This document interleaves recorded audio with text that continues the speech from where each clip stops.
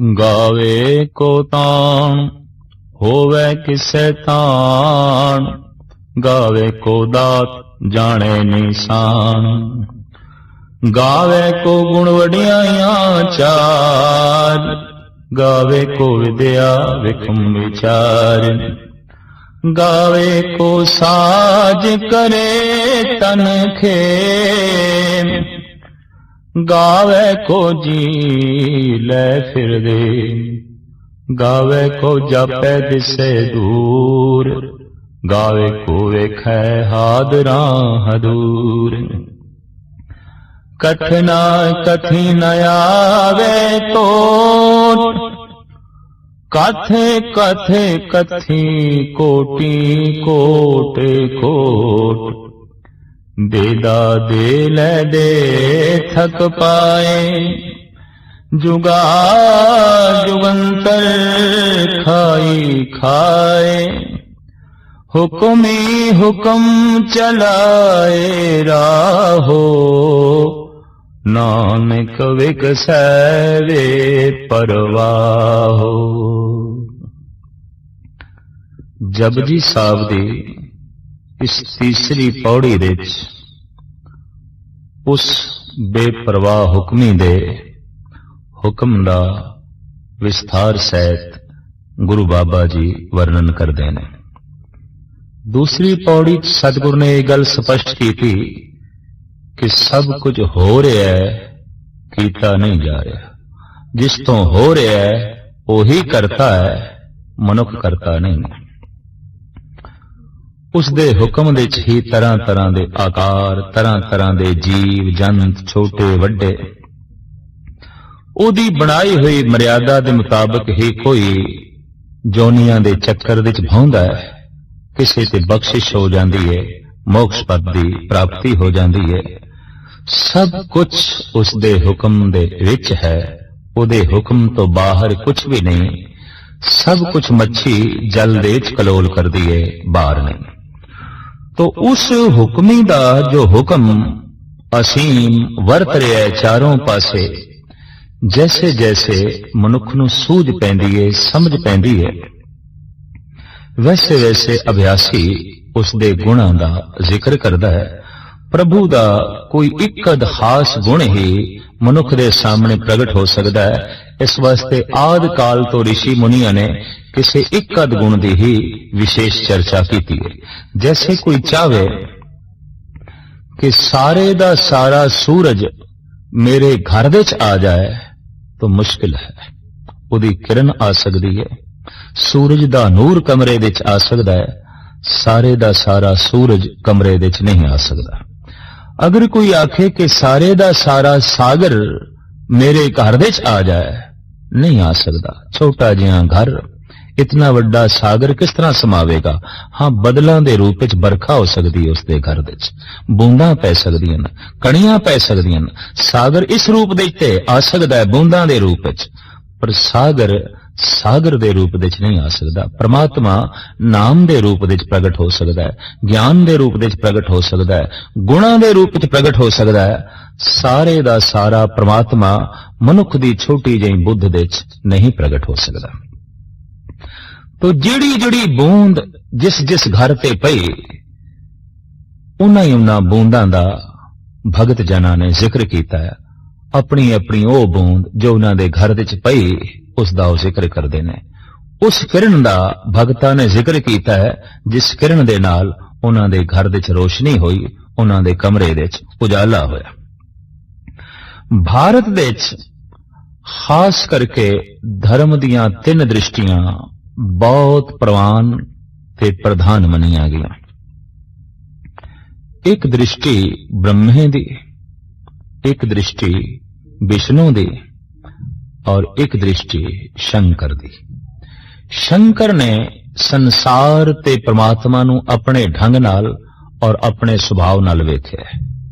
विष्णु ने जगत नू अपने सुभाव ते अपने विचार दे मुताबिक परमात्मा नू वेख्या। इसे तरीके नाल ब्रह्मा है, ओदी सोचनी, ओदी विचारनी अपनी है और उसने अपने ढंग नाल बकायदा परमात्मा की तशरीह की है। इस वास्ते इस तीसरी पौड़ी साहिब कहंदे ने कथना कथी न आवे तोट। कथन करन वालियां दी ते कथनियां दी तां कोई तोट नहीं है। उस परमात्मा दी बेशुमार कथनियां हो चुकियां, तरह तरह दे विचार जगत विच प्रगट कीते जा चुके ने।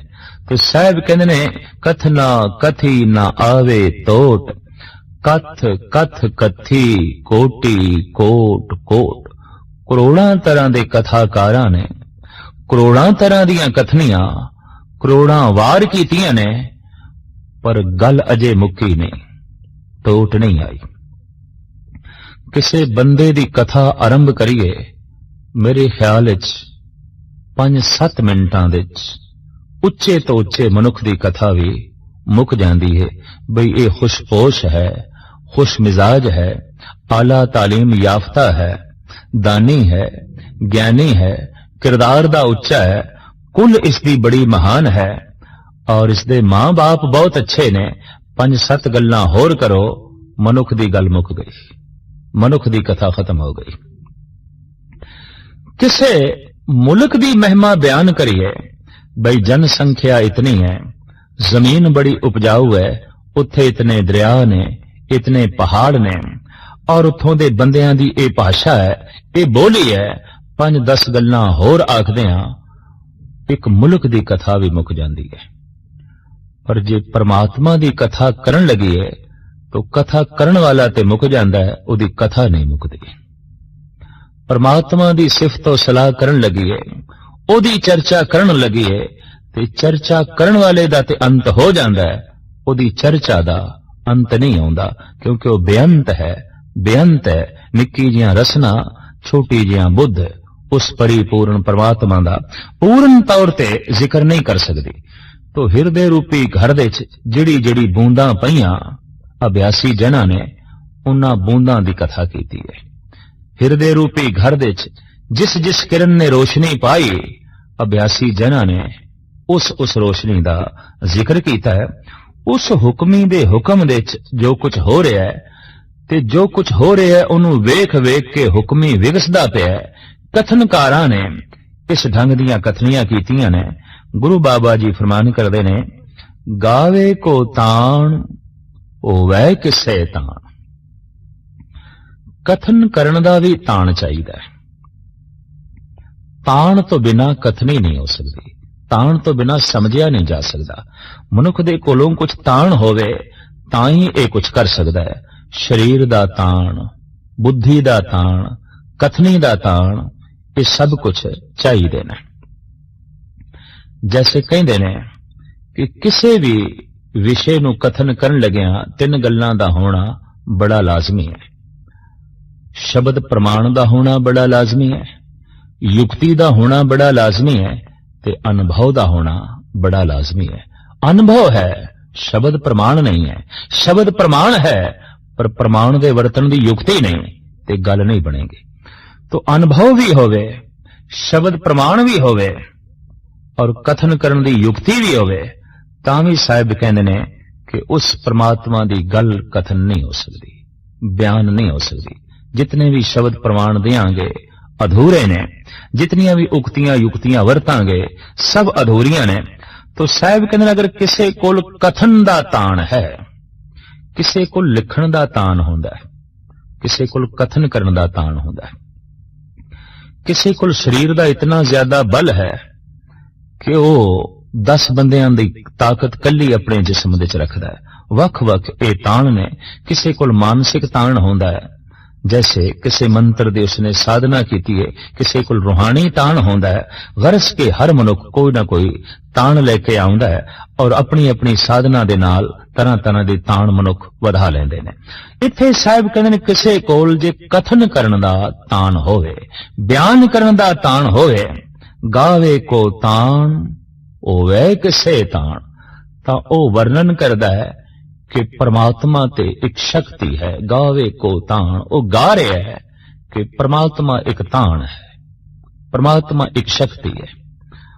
और ये गल किसी हद तक है भी सही कि वाकई परमात्मा एक शक्ति है, एक ताण है, एक ताकत है।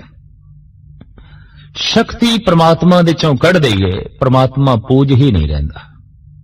शक्ति चाहिदी है, और शक्ति सिर्फ चाहिदी नहीं, शक्ति ही परमात्मा है। प्रथम भगवती सिमर के गुरु नानक लई ध्याए। साहिब गुरु गोबिंद सिंह जी महाराज दे उच्चारण कीती भगवती दी वार। प्रथम भगवती, प्रथम उस अकाल पुरख नूं, शक्ति नूं सिमर के। जैसे सेक अग नालों वख नहीं है, शक्ति परमात्मा नालों वख नहीं है। सेक ही अग है, अगन ही सेक है। तपस कढ़ दो तो अग अग ही नहीं है, शक्ति कढ़ दो तो परमात्मा परमात्मा ही नहीं है। परमात्मा शक्ति है, शक्ति परमात्मा है, सोज अग है, अगन सोज है। तो कोई कथन कर रहा है कि परमात्मा एक ताण है और उसदे ताण दा जिक्र कर रहा है। वो वेखदा है कि दरियावां दे कितना ताण है वगदे हुए, सूरज दी किरणां दे कितनी शक्ति है, पशु पंखियां दे कितना ताण है, पवन दे कितनी शक्ति है। वो चारों पासे जिथे तक दृष्टि मारदा है, उहदी दृष्टि दे हर पासे ताण ही दिखाई देंदा है। साहिब जपजी साहब दी एक पंक्ति च ऐसा भी फरमान करदे ने, केता ताण सवालियो रूप, केती दात जाने कौन कोत। कितना क ताण है जगत दे च, ते कितना सुंदर स्वरूप है, और कितनी दात उस दाते ने जगत नूं वंडी हुई है। साहिब कहंदे ने, केती दात जाने कौन कूत। किस कोल कुवत है, कौन अंदाजा ला के बयान कर सकता है कि कितना क ताण है, कितनी की शक्ति पसरी हुई है, कितनी जगत दे सुंदरता है, और कितनियां दातां जगत दे पसरियां हुई ने। साहिब कहंदे ने, यह अंदाजा कोई नहीं ला सकता, इतनी शक्ति किसे कोल नहीं। लेकिन इतनी गल स्पष्ट है कि प्रभु एक शक्ति है। आम धार्मिक पद्धर ते उस परमात्मा नूं व्यक्ति मन लिया जाता है, ते व्यक्ति दे मनदियां व्यक्ति दे सारे दोष परमात्मा दे निरूपण कर दिते जाते हैं। तो फिर भगवान दा भी जन्म होंदा है, ते जिसदा जन्म है फिर उहदा मरण भी होंदा है। साहिब गुरु नानक देव जी महाराज दे वाक, सो मुख जले जित कहे ठाकर जोने। उहदी रसना जल जानी चाहिए जो कहंदा है भगवान दा जन्म हो गया, ठाकर दा जन्म हो गया। जे परमात्मा नूं व्यक्ति मनीए ते फिर जन्म मनना पैंदा है, ते जन्म दे मनदे मरण भी मनना पैंदा है। तात मात भी मनने पैंदे ने, जात पात भी मननी पैंदी है जो उसनूं व्यक्ति मन लईए। और फिर यह भी मनना पेगा वो स्त्री है कि पुरुष है, क्योंकि व्यक्ति दे ये दो रूप ने। व्यक्ति सर्ब ठौर भी नहीं है, व्यक्ति सर्वकाल भी नहीं है। तो व्यक्ति दियां ये सारियां कमजोरियां परमात्मा नाल जोड़नियां पैणगियां अगर परमात्मा नूं व्यक्ति मन लईए। और व्यक्ति सर्वव्यापक नहीं है। सतगुरु कहंदे ने वो तो एक भगवती है, शक्ति है, ताकत है, पसरी हुई है। पर ऐसी ताकत जो सत्य है, सदैवी है, ऐसी ताकत जो अत्यंत सुंदर है, और ऐसी ताकत जो परम प्रकाश है। भाव उसनूं पता भी है कि मैं हां, वो जड़ नहीं है, वो ठोस नहीं है, वो अति कोमल ते अपनी होंद दा ज्ञान रखण वाली है। तो साहिब कहंदे ने जे किसे कोल कथन करन दी शक्ति है, किसे कोल सोचण दी शक्ति है, ते वेखण दी शक्ति भी होवे, तां ओ कह रहा है कि परमात्मा एक शक्ति है। उन्होंने हर पासे पसरी हुई शक्ति दिखाई देंदी है। बदलां दी गर्जन दे च, सागर दी लहरां दे च, पहाड़ां दे च, दरियावां दे च, मनुख दे अंदर, पशु पंखियां दे अंदर, वगदी पवन दे अंदर, चारों पासे वो जिथे तक दृष्टि मारदा है शक्ति ही शक्ति दिखाई देंदी है। तो साहिब कहंदे कोई ते इस ढंग नाल कथन कर रहा है, गावे को ताण होवे किसे ताण। पर जितनी मनुख दी दृष्टि आउंदी है, सृष्टि उतनी ही आउंदी है, और जैसी दृष्टि होवे वैसी ही सृष्टि आउंदी है। लाजमी नहीं कि एक गुलाब दा फुल जो बकरी नूं दिखाई दे रहा है उसे रूप दे च वो सुअर नूं दिखाई दे रहा होवे।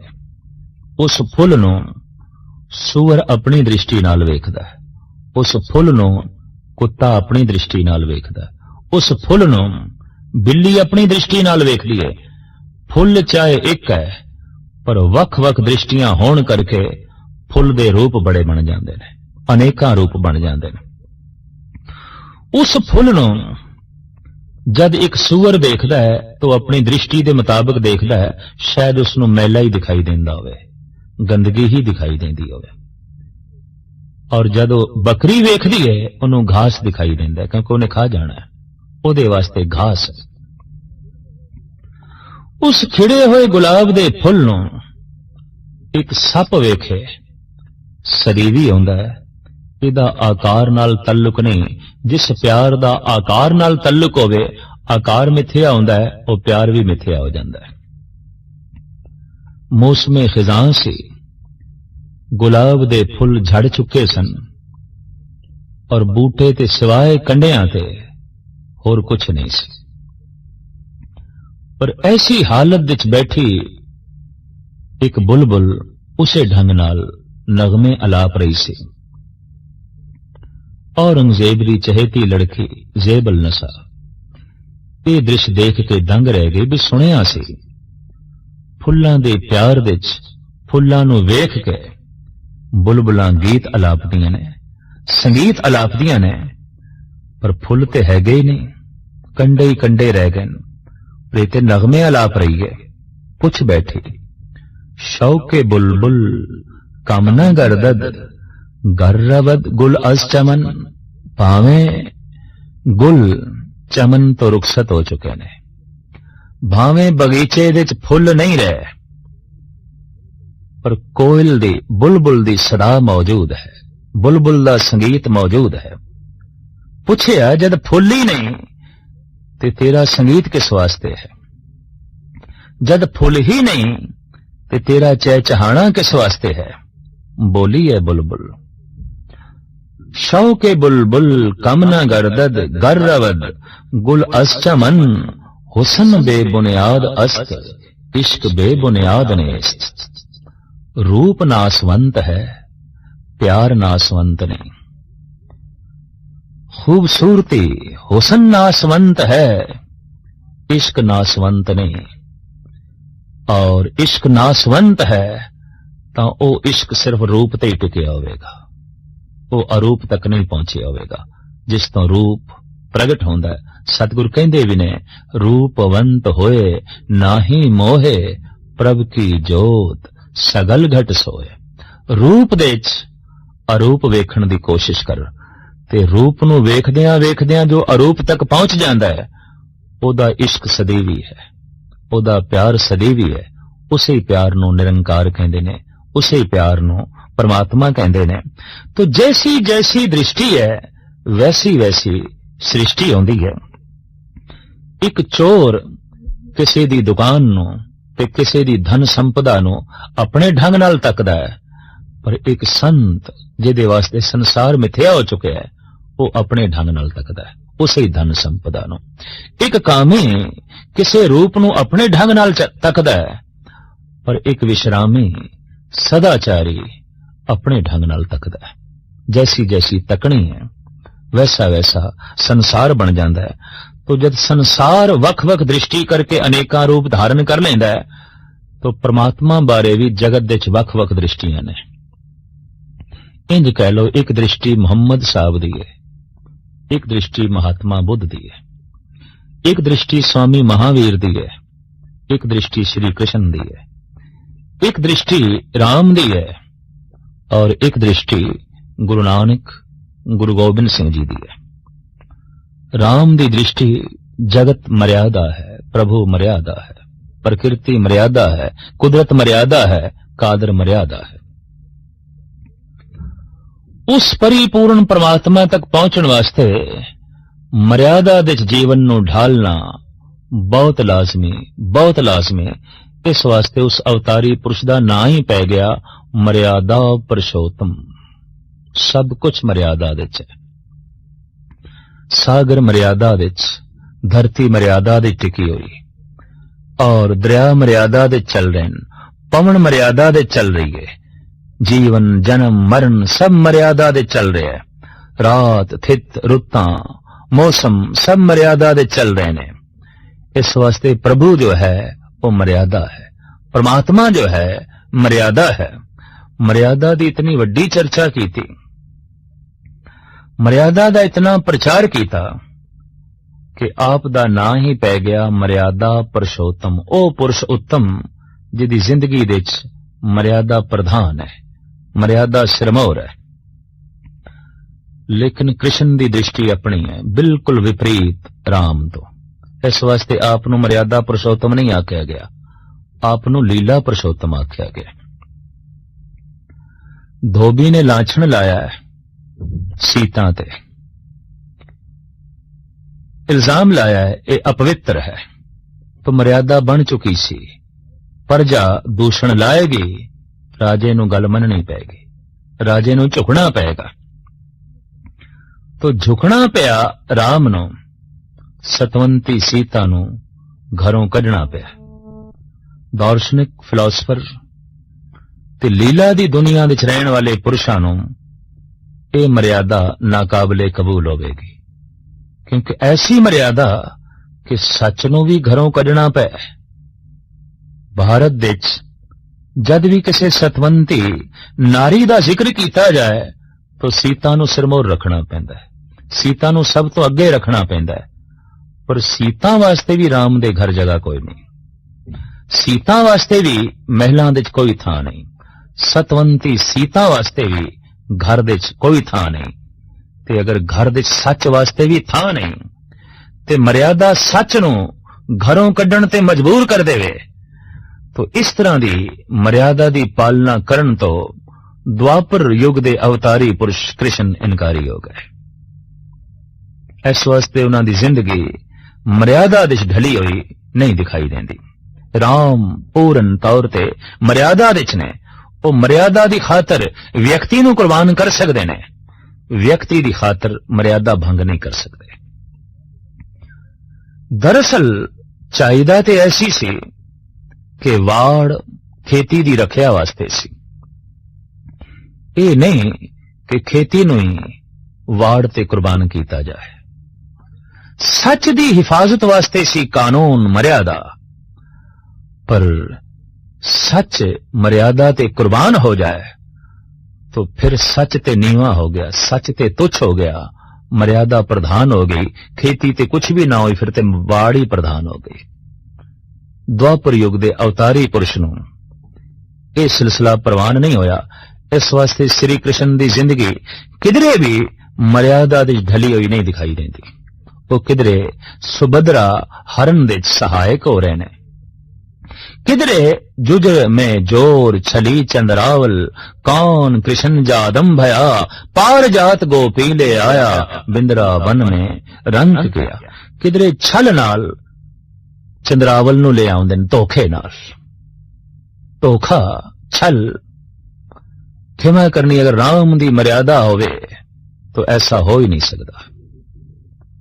पर इतनी गल स्पष्ट है कि श्री कृष्ण दे सामने राम बिल्कुल रुखे प्रतीत होंदे ने। कोरी मर्यादा ते रुखी होंदी है, कोरी मर्यादा ते उदासीन होंदी है। इस वास्ते राम दी जिंदगी च गीत संगीत नहीं है। मुरली दी तान श्री कृष्ण दी जिंदगी च है, गीत कृष्ण दी जिंदगी विच दिखाई देंदे ने, नृत कृष्ण दी जिंदगी दिखाई देंदा है। राम दी जिंदगी ते सिवाय रोने तो होर कुछ नहीं दिखाई देता। राम दी जिंदगी ते सिवाय उदासी तो होर कुछ नहीं दिखाई देता।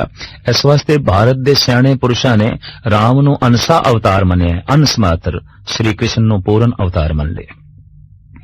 और ये बिल्कुल सच्चाई है कि जिहदी जिंदगी च ही रोना होवे, किधरे भरा दे विछोड़े च रो रहा होवे, किधरे पत्नी दे विछोड़े च रो रहा होवे, किधरे अपने घर दे विछोड़े च रो रहा होवे, किधरे मां बाप दे विछोड़े च रो रहा होवे, ये संसार तो कोई उच्ची गल नहीं है।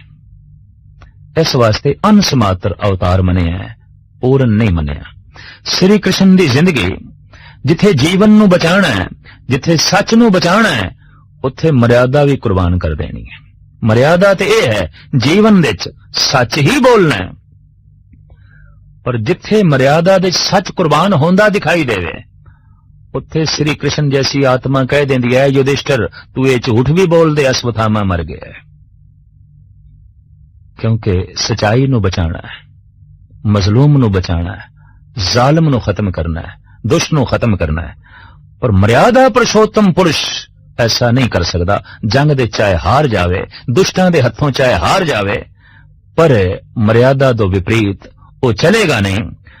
पर एक लीला पुरुषोत्तम जो अवतार होवेगा, उन्हें इस ढंग नाल सोचना है, दुष्ट नूं खत्म करना है, चाहे मर्यादा भंग होंदी है ते होण दो। सच नूं बचाना है, चाहे मर्यादा भंग होंदी है तो भंग होण दिओ। एक अबला अगर किसी शरीफ दे घर विच आके पनाह लवे ते उसदे पिछे 5-10 गुंडे लगे होण बदमाश, ते वो द्वार ते दस्तक दे के पुछन इत्थे कोई युवती आई है, तो अगर कह दिता जाए नहीं आई तो यह भी सच है, इस झूठ दे च भी सच है। ठीक है, गंदे कपड़े ने, इस तरह का बोलना झूठ, पर इन्हां गंदे कपड़ियां दे च भी हीरा है सच्चाई दा, हमदर्दी है, भाव है।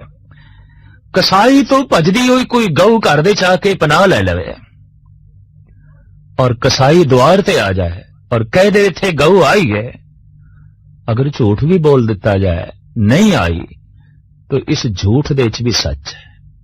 कईयां दे सच दे च भी झूठ होंदा है, कईयां दे रेशमी कपड़ियां दे च भी बिष्टा लिपटी होई होंदी है, ते कईयां दे चीथड़ियां दे च भी हीरे लिपटे होए होंदे ने। कईयां दे झूठ बोलण दे च भी सच होंदा है, कईयां दे सच बोलण दे च भी झूठ होंदा है। कईयां दा दिता होया सन्मान भी अपमान होंदा है और कईयां दे अपमान दे च भी सन्मान दी झलक होंदी है। कईयां दे मिठे बोल भी जहर होंदे ने ते कईयां दे कौड़े बोलां दे च भी कोई मिठास छुपी पई होंदी है, कोई आनंद छुपिया पिया होंदा है। गल ते सारी आंतरिक है। तो खैर, कृष्ण दी अपनी दृष्टि, राम दी अपनी दृष्टि, जीवन एक लीला है।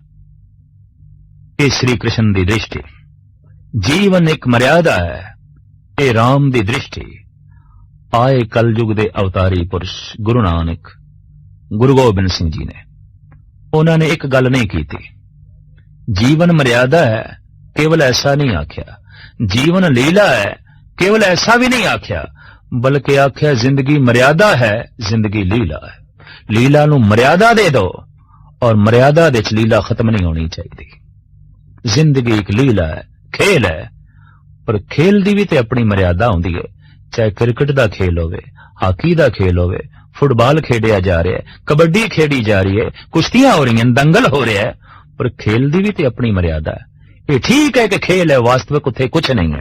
ये गल वखरी है कि कई दफा बंदा खेल नूं भी वास्तविक रूप दे देंदा है और खेल दा सारा मजा गवा देंदा है। जैसे दो मुल्क खेडदे पए होण क्रिकेट, हाकी, तो कह दिता जांदा फलाना मुल्क हार गया, फलाना मुल्क जित गया, तो खेल भी मुल्कां दी हार बन गई, खेल भी मुल्कां दी जित बन गई। ये खेल नहीं, ये ते खेल भी जंग बन गई, ये ते खेल भी लड़ाई बन गई। फलाना मुल्क हार गया, फलाना जित गया, फलानी कौम हार गई, फलानी जित गई। महापुरुष दा ते जीवन ऐसा होंदा है, वो ते जंग नूं भी खेल बना छड़दा है। मैदान जंग दे विच गुरु गोबिंद सिंह जी महाराज दे सिंह सूर में दुष्टां नूं मार मार के गिरा रहे ने, लेकिन एक पानी पिला के फिर खड़ा कर रहे हैं। पकड़ के गुरु गोबिंद सिंह जी दी हजूर पेश किया गया। महाराज, इन्नी मेहनत नाल मार मार के गिरांदे असी, ये दुष्ट बागी पैदा हो गया साडे विच, जो पानी पिला के फिर खड़ा कर देंदा है। सतगुर ने गलवकड़ी च ले लिया, आखे निरा पानी ना पिलाया कर, ये मरम पट्टी भी कर दिता कर। ये ते खेल हो गई जंग। जिन्नू मारना है उन्होंने जवाना है, जिन्नू खत्म करना है उसे नाल ही हमदर्दी। दरअसल जख्म नू कटना है, जख्मी नू नहीं कटना। फोड़े नू कटना है, मरीज नू नहीं कटना।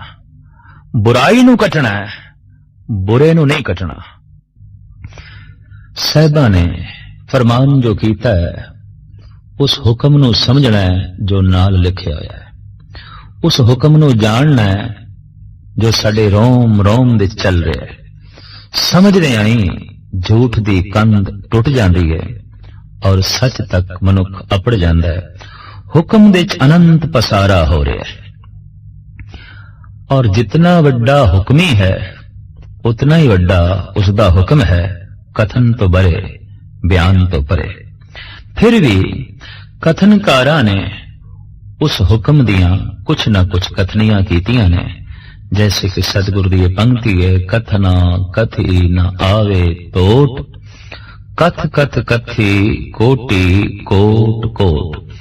अनेकां तरह दे कथाकारां ने अनेकां तरह दियां कथनियां अणगिणत वार कीतियां, लेकिन कथा मुकी नहीं, कथा दी तोट नहीं आई। उन्हां अनेकां कथनियां दे चों जो कुछ विशेष कथनियां ने, सतगुरु उसदा जिक्र करदे ने। गावे को ताण होवै किसे ताण। कोई इस ढंग नाल कथन कर रहा है कि प्रभु एक शक्ति है, अकाल पुरख एक शक्ति है व्यापक। ਉਹ जद सूरज ਨੂੰ ਵੇਖੇਗਾ इस तरह ਦਾ ਮਨੁੱਖ ਤਾਂ ਉਹਨੂੰ सूरज ਦੀ शक्ति दिखाई देगी, ਬਨਸਪਤੀ ਦੀ शक्ति दिखाई देगी, बदलों की गर्जन ਦੀ शक्ति दिखाई देगी, सागर ਦੀਆਂ लहरां ਦੀ शक्ति दिखाई देगी। मनुख ਨੂੰ जो ਵੇਖੇਗਾ तो मनुख ਦੇ अंदर ਝਾਤ मार के भी केवल शक्ति ਨੂੰ ही ਵੇਖੇਗਾ। परिंदियां ਦੇ अंदर, चरिंदरियां ਦੇ अंदर, होर हवा ਦੇ अंदर, अग्नि ਦੇ अंदर, वो अठे पैर हर पासे शक्ति दे ही दर्शन करेगा। इस तरह की बिरती रखण वाला जो मनुख है, ਉਹਦੇ सामने परमात्मा एक शक्ति है और व्यापक शक्ति है। पर इस शक्ति ਨੂੰ कथन करन दी भी शक्ति होवे ते समझण दी भी शक्ति होवे, तां ही वो कथन कर सकेगा। गावे को ताण होवे किसे ताण। इस शक्ति ਨੂੰ समझण दी शक्ति होवे, इस शक्ति ਨੂੰ कथन करन दी शक्ति होवे, फिर ही वो कथन कर सकेगा। तो सतगुरु कहते हैं कोई तो ऐसा है जो कह रहा है प्रभु एक शक्ति है, वो एक ताण है जिहदे कोल इस ढंग दे कथन करन दा ताण है। गावे को दात जाने नीसान। किसी दी गावनी, किसी दी कथनी इस प्रकार है कि प्रभु एक दाता है। जो कुछ भी साडे कोल है, ये सब कुछ सानू दान विच मिले है। मनुख ने जो खुद बनाया होवे या खुद खरीदिया होवे, वो ते मनुख दा अपना है। पर जो खरीदिया भी नहीं, बनाया भी नहीं, वो ते सब कुछ दान है। ये जीवन असी ना बनाया है, ना खरीदिया है, सानू दान विच मिले है। मां बाप सानू दान विच मिले ने। वगदी हुई पवन सानू दान विच मिली है। सूरज दी रोशनी सानू दान विच मिली है। पानी सानू दान विच मिले है। हथ सानू दान विच मिले ने। पैर सानू दान विच मिले ने। दिल दिमाग अखां सानू दान विच मिलियां ने। बाजार विच पत्थर दी अख ते मिल सकदी है, ये अख नहीं। प्लास्टिक और रबड़ दे हथ पैर ते मिल सकदे ने, पर ये हथ पैर नहीं मिलते। पैसियां नाल अगर दंद मिले तो पत्थर ते प्लास्टिक दे दंद ते जरूर मिल जाणगे, पर जो अजीबो गरीब ये दंद कीमती उस प्रभु ने रत्ना दे रूप विच बख्शिश कीते ने, ये एक दान दे रूप विच सानू सौगात मिली है। तो किसी दी दृष्टि इस तरीके दी है कि प्रभु दाता है, ते जो कुछ भी साडे कोल है ये सब कुछ दान है, और उसने अणमंगिया ही दिता है। अणमंगिया दान देवना, कहो नानक सच समाल जियो। तू मंग भी नहीं कीता, फिर भी तेनू इस तरह का जीवन पवन पानी दान दे रूप विच दे दिता। उस दाते नू चेते कर। तो कोई इस ढंग नाल गा रहा है कि दात उस दाते दी दिती हुई निशानी है, ते जिसने जो निशानी दिती होवे, निशानी नू वेख के निशानी देण वाला चेते आ जांदा है। तो एक दृष्टि यह सी कि तन नू वेखो ते दाते परमात्मा नू चेते करो।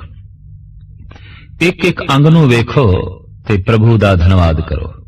मां बाप नू वेखो ते सोचो प्रभु ही मां दे रूप विच मिले है, प्रभु ही प्यो दे रूप विच मिले है, प्रभु ही धीआं पुत्रां दे रूप विच मिले है, अकाल पुरख ही भरावां दे रूप विच मिले है, पत्नी दे रूप विच मिले है, पति दे रूप विच मिले है, सूरज दे रूप विच मिले है, चंद्रमा दे रूप विच मिले है, जमीन दे रूप विच मिले है, आसमान दे रूप विच मिले है, और सब कुछ नू निशानी समझ उस दाते दी।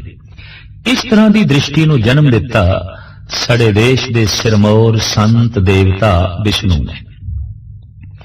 इस वास्ते आप नूं आख्या गया भंडारी, भंडारा वंडण वाला, सारे संसार नूं दान देण वाला। यह ख्याल भारत विच बन गया, जबकि हकीकत यह है कि जिथों सब कुछ दान आ रहा है उस दाते दा ज्ञान कराण वाले ने विष्णु, भंडारी दी सूझबूझ देण वाले ने विष्णु, भंडारी नाल जोड़न वाले ने विष्णु। लंबी चौड़ी साधना जप तप दी लोड़ नहीं, ऐ मनुख जो कुछ भी तेरे कोल है उस दाते दा दिता होया दान है, और इस दान नूं वेख ते दाते दा धन्नवाद कर, दाते नाल जुड़िया ही रहेगा। जो कुछ कोल है इसका शुकराना करी जा और अपनी योग्यता बढ़ाई जा, वो होर भी तेरी झोलियां विच अनंत पदार्थ भर देवेगा। तो एक दृष्टि साडे देश विच प्रधान रही। दूसरी दृष्टि इन्हां दृष्टियां तो बिल्कुल भिन्न सी, ते जैसे स्पष्ट है कि जैसी दृष्टि होवे वैसी सृष्टि बन जाती है। 4.5 अरब के करीब इस वक्त मनुख ने, तो इंज समझ लो 4.5 अरब के करीब संसार ने। हर मनुख का अपना वख वख संसार है, हर मनुख की अपनी वख वख दृष्टि है, हर मनुख दे अपने जीवन का वख वख ढंग है। तो जैसी सृष्टि हो जाती है, जैसी दृष्टि हो जाती है वैसी सृष्टि हो जाती है। हू बहु ए नियम परमात्मा ते भी लागू है। मनुख ने अपने रंग दे अपने सुभाव दे परमात्मा नूं वेख्या है, अपने रंग सब कोई रवे। मनुख ने अपनी दृष्टि दे राहें परमात्मा नूं वेख्या है। तो एक होर दृष्टि का जन्म होया साडे देश विच। ओ सन ब्रह्मा जी, विचारक सन, दार्शनिक सन, सूक्ष्म बिरतियां दे मालिक सन। उन्हां नूं विष्णु दी ए मोटी गल कोई चंगी नहीं लगी ते विष्णु दी इस विचारधारा नाल तालमेल नहीं बिठा सके। दार्शनिक दी अपनी खोज आउंदी है और आम पद्धर दे मनुख दी होर खोज आउंदी है। कहंदे ने ब्रह्मा रजोगुणी है, संसार दा पसारा करन वाला है, संसारी है नहीं, संसार दा ज्ञान देण वाला है, संसार दी सूझबूझ देण वाला है। उसकी मनो इच्छा यह सी कि मैं वेखना चाहना संसार की उत्पत्ति कदों हुई, किवें हुई और जगत दा मूल की है। खोज दे उसने जिंदगी दा कोई 3 भाग खर्च कर लिया। साहिब गुरु नानक देव जी महाराज भी जिक्र करते ने, नाल कुटुंब साथ वरदाता, ब्रह्मा भालन सृष्ट गया, आगे अंत न पायो तांका, कंस छेद क्या वडा भया। सृष्टि दी टोल दिच गया, सृष्टि दी भाल दिच गया। उन्हें बनस्पति दे विच झात मारी, उन्हें कीड़े मकोड़ियां दा तल वेख्या, उन्हें पशुआं दे अंदर झात मार के वेख्या ये दुनिया की है।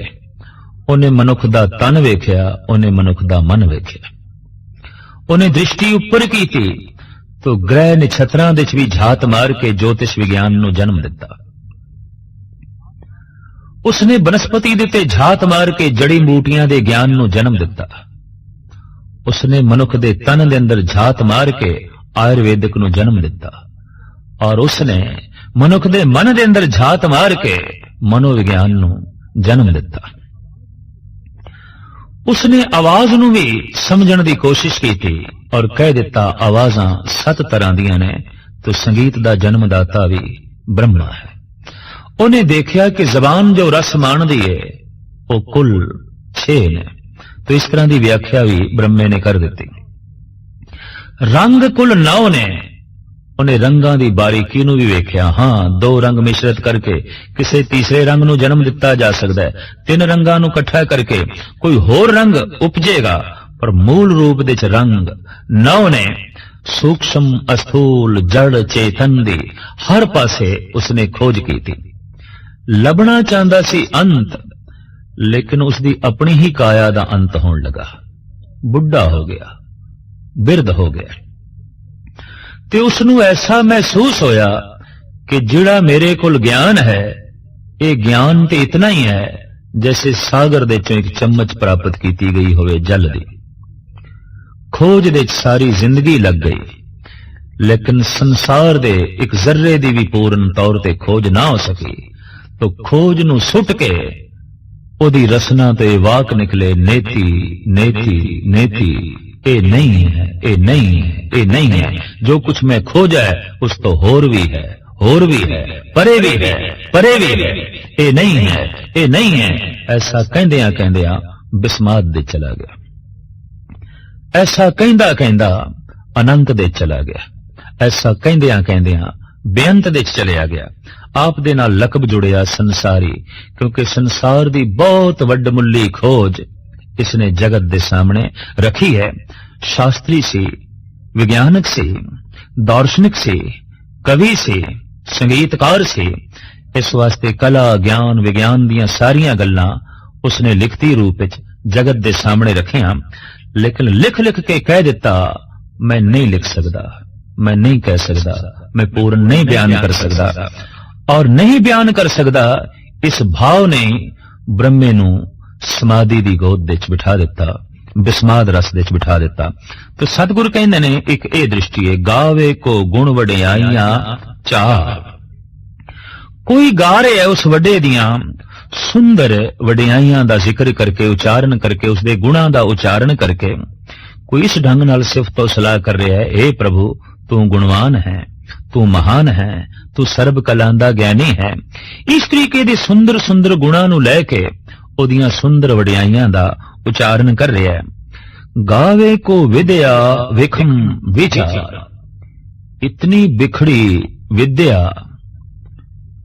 उन्होंने सामने रख के प्रभु दे गीत गा रहा है कि आम बंदे दी ते कल्पना दी पहुंच भी नहीं उत्थे। इस ढंग दी बारीक विद्या कईयां महापुरुषां दे बोलां नू पढ़ना ही बड़ा औखा हुंदा है, समझना ते एक पासे, जानना ते एक पासे।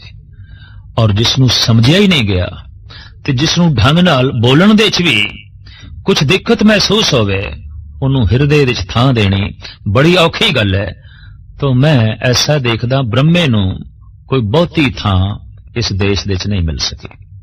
समुचे देश दे च जितने विष्णु दे मंदिर ने, जितने शिवजी दे मंदिर ने, उतने ब्रह्मे दे मंदिर नहीं ने। एक दो ही मंदिर ने। कारण दार्शनिक सी, फिलोसफर सी, इसकी पहुंच हर दिमाग तक ना हो सकी, हर दिमाग ब्रह्मा तक ना पहुंच सके। पर हर दिमाग विष्णु तक पहुंच गया। समझ आ गई कि जो कुछ भी मेरे कोल है दात है, ते इस दात नू दाते दी निशानी जान के ओदा धन्यवाद करना है। एक आम गल सी, मोटी गल सी, समझ दे च आ गई, लोकी जुड़ गए। लेकिन ब्रह्मे दी गल विद्या विखम विचार, बड़ी बिखड़ी विद्या, अत्यंत विखम, अत्यंत सूक्ष्म विचारा, जिथे दिमाग दे तंतु ही ढिले पै जान। इस ढंग दी बारीक बीनियां दा जिक्र जद ब्रह्मे ने कीता तो थोड़े मनुख जो दिमागी तल ते जीवन वाले सन, जो अकल दे तल ते जीवन वाले सन, जो दार्शनिक सन, फिलोसफर सन, कवि सन, साहित्यकार सन, उन्होंने ते ब्रह्मे दी गल प्यारी लगी, चंगी लगी, ब्रह्मे दे साथी बने। बाकी जो इकट्ठ सी वो विष्णु दे आले दुआले इकट्ठा हो गया। जो संसार विच आसक्त सी, संसार विच लीन सी, विष्णु दी गल उन्होंने बड़ी मन भाई कि ठीक है सब कुछ साडे कोल है, इनू दाते दी निशानी जान के ओदी सिफत सलाह कर दें। तो ब्रह्मे दी दृष्टि ये सी, गावे को गुण वडियाइयां चार, गावे को विद्या विखम विचार।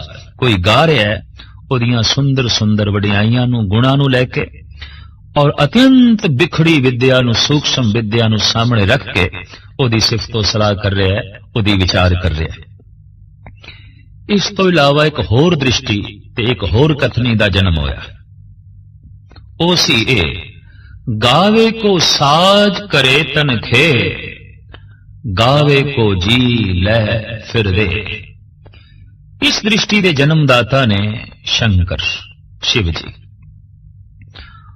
उन्होंने हर पासे मुरझाए हुए फुल ही दिखाई देंदे सन। ਉਹ ਹੋਕਾ ਭਰ ਕੇ ਕਹਿੰਦੇ ਸਨ, ਦੋ ਅੰਧੇਰੀ ਰਾਤਾਂ ਦੇ ਵਿਚਕਾਰ ਆਖਰ ਇੱਕ ਹੀ ਤੇ ਦਿਨ ਹੈ। ਪਰ ਵਿਸ਼ਨੂੰ ਦੇ ਦੇਖਣ ਦਾ ਢੰਗ ਇਹ ਸੀ ਕਿ ਦੋ ਖੂਬਸੂਰਤ ਚਮਕਦੇ ਹੋਏ ਦਿਨਾਂ ਦੇ ਵਿਚਕਾਰ ਆਖਰ ਇੱਕੋ ਹੀ ਤੇ ਰਾਤ ਹੈ। ਔਰ ਦੋਹਾਂ ਦਾ ਕਹਿਣਾ ਆਪਣੀ ਆਪਣੀ ਥਾਂ ਤੇ ਠੀਕ ਹੈ। ਇੱਕ ਰਾਤ ਵੇਖ ਰਿਹਾ ਹੈ, ਇੱਕ ਦਿਨ ਵੇਖ ਰਿਹਾ ਹੈ, ਇੱਕ ਫੁੱਲ ਦਾ ਖਿੜਨਾ ਵੇਖ ਰਿਹਾ ਹੈ, ਇੱਕ ਫੁੱਲ ਦਾ ਮੁਰਝਾਣਾ ਵੇਖ ਰਿਹਾ ਹੈ, ਇੱਕ ਬੱਚੇ ਦਾ ਜੰਮਣਾ ਵੇਖ ਰਿਹਾ ਹੈ, ਇੱਕ ਮਨੁੱਖ ਦਾ ਮਰਨਾ ਵੇਖ ਰਿਹਾ ਹੈ, ਇੱਕ ਉਦੇ ਹੁੰਦਾ ਹੋਇਆ ਸੂਰਜ ਵੇਖ ਰਿਹਾ ਹੈ, ਇੱਕ ਅਸਤ ਹੁੰਦਾ ਹੋਇਆ ਸੂਰਜ ਵੇਖ ਰਿਹਾ ਹੈ। ਪਰ ਦੋਵੇਂ ਜੋ ਕੁਝ ਵੇਖ ਰਹੇ ਨੇ ਉਹ ਹੈ ਵਾਸਤਵਿਕ। ਸੂਰਜ ਉਦੇ ਵੀ ਹੋ ਰਿਹਾ ਹੈ, ਸੂਰਜ ਅਸਤ ਵੀ ਹੋ ਰਿਹਾ ਹੈ, ਜਨਮ ਵੀ ਹੋ ਰਿਹਾ ਹੈ, ਮਰਨ ਵੀ ਹੋ ਰਿਹਾ ਹੈ। तो संसार ਵਿੱਚ जो मरण हो रहा सी उस ते दृष्टि पई शंकर दी, और उन्होंने हर पासे मुरझाए हुए फुल, मुरझाए हुए मनुख, कुमलाए हुए मनुख ही दिखाई देते। और ये हकीकत है कि जब सारा संसार कुमलाया होया दिखाई देवे, मनुख उपराम हो जाता है, उदास हो जाता है। इस संसार दे रहण दी फिर तमन्ना नहीं रहिंदी। फिर किसी ऐसी जगत दी भाल मनुख करदा है जिथे फुल खिड़न मुरझावन ना, जिथे कोई मौत ना होवे, जिथे कोई बुढ़ेपा ना होवे, जिथे कोई उदासी ना होवे। है एक ऐसी दुनिया भी जिसका जिक्र गुरु नानक देव जी महाराज ने कीता है, नानक बद्धा घर तहां जिथे मिरत ना जन्म जरा। इस तरह की दृष्टि रखण वालियां दे चों महात्मा बुद्ध भी किसी हद तक पेश पेश ने। बगीचे दा मुरझाया होया फुल वेख के उन्हां दा मन मुरझा गया। माली नूं पुछिया, क्या सारे ही फुल मुरझा जांदे ने? हां, सारे ही मुरझा जांदे ने। पहल दे बाग दे चों बाहर आए तां आप नूं एक बुढ़ा दिखाई दिता, और बुढ़ा बिल्कुल इंज प्रतीत होवे जैसे मुरझाया होया फुल। और यह हकीकत है कि खेड़ियां दे अंदर ही ते मुरझाना छुपया गया। फूल खिलता है मुरझाने का तखय्युल लेकर, जिसे हंसता हुआ पाओगे वो परेशान होगा। तो बुढ़े नूं वेख के सारथी नूं पुछदे ने, ये कौन मनुख है? पर ऐसा क्यों लंगड़ा के लाठी दे आसरे ते और रुक रुक के क्यों चल रहा है? बिरध हो गया है, जिंदगी कुमला गई है, चोला पुराना हो गया है।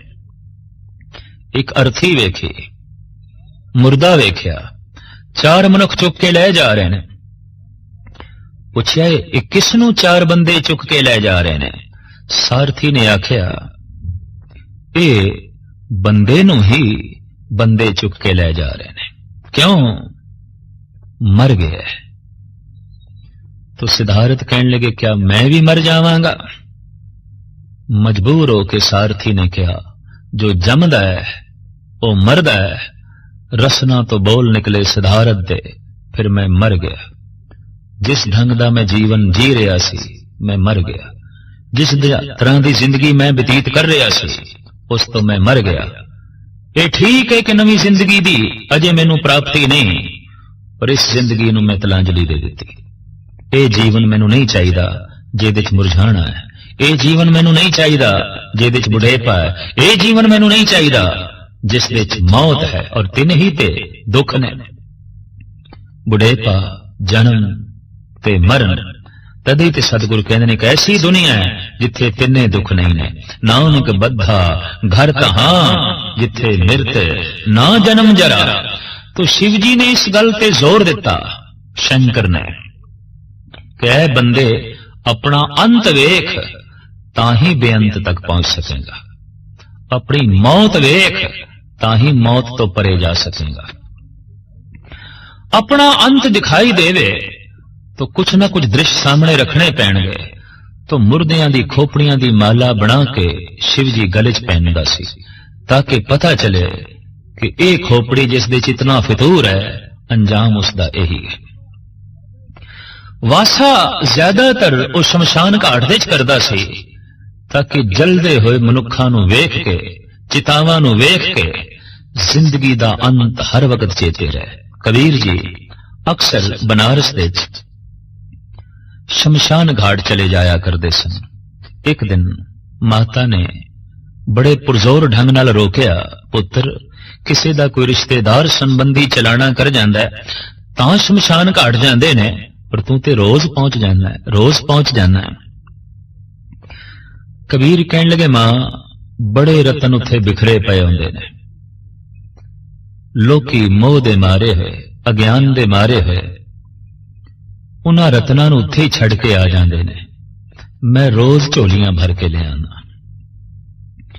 मां हस पई, कहन लगी, पुत्र सुदाई है और यह हकीकत है, महापुरुषां तो मां बाप ने कदी लाभ नहीं उठाया, महापुरुषां तो जिगरी दोस्तां ने भी कदी लाभ नहीं उठाया, और महापुरुषां तो शरीकां ने भी कदी लाभ नहीं उठाया।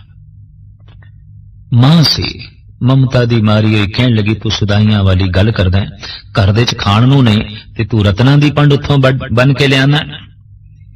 पर जिस रैस रमज दी गल कबीर कर रहा है उन्हों समझण वास्ते भी हिरदा कबीर वर्गा चाहिए, तां ही कबीर दी गल नूं समझिया जा सकदा है।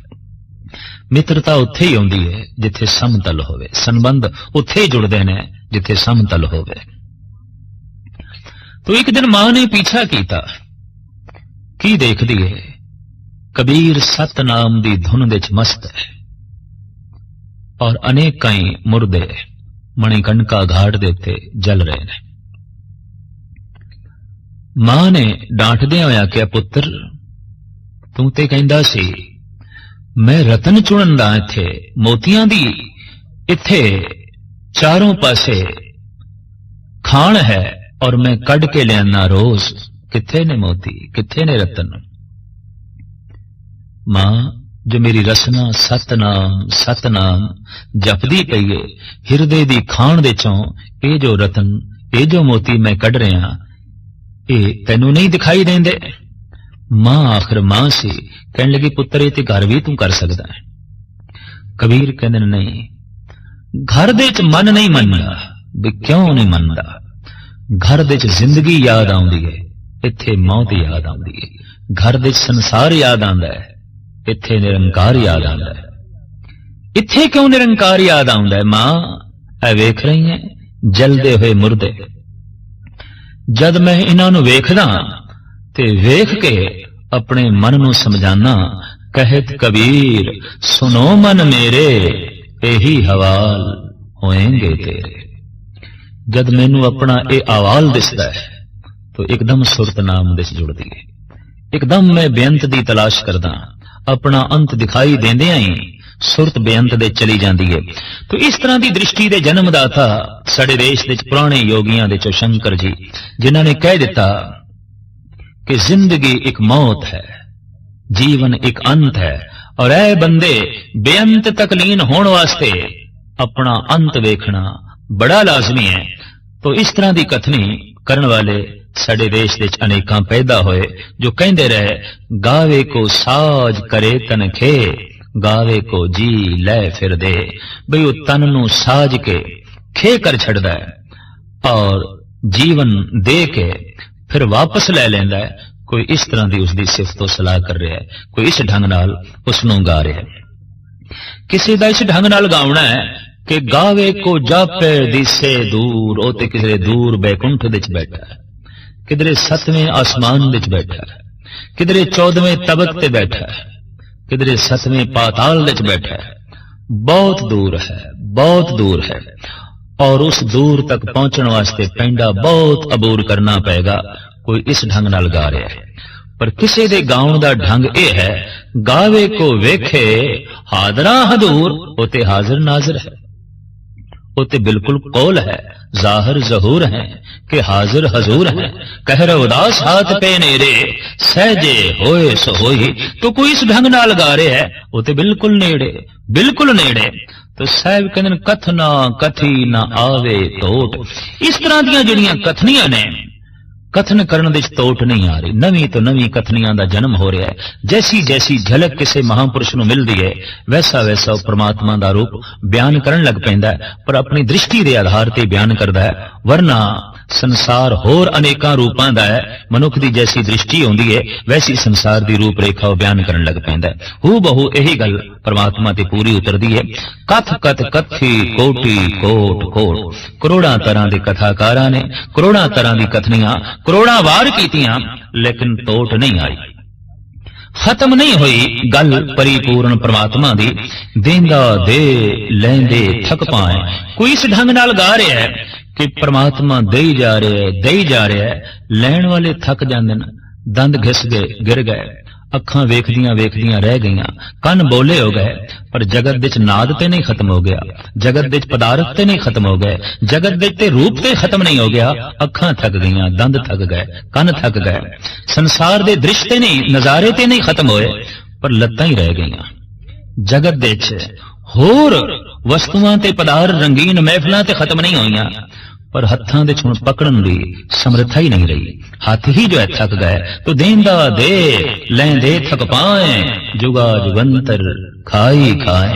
कोई इस ढंग नाल गा रहा है, जुगा जुगंतरां तो जीव खा रहे ने, दाता देई जा रहा है, लैण वाले थक जांदे ने, देण वाला देंदियां नहीं थकदा। हुक्मी हुक्म चलाए राहो, नानक विकसे वे परवाहो। ओ हुक्मी अपने हुक्म दे अंदर सारे जीवां नूं चलांदा है, ते सारे जीवां नूं चलदे होया वेख के ओ विगसदा है, ओ खिड़दा है और खुश होंदा है। नानक विकसे वे परवाह, ओ वे परवाह अपनी साजी सृष्टि नूं वेख के खिड़दा है, खुश होंदा है।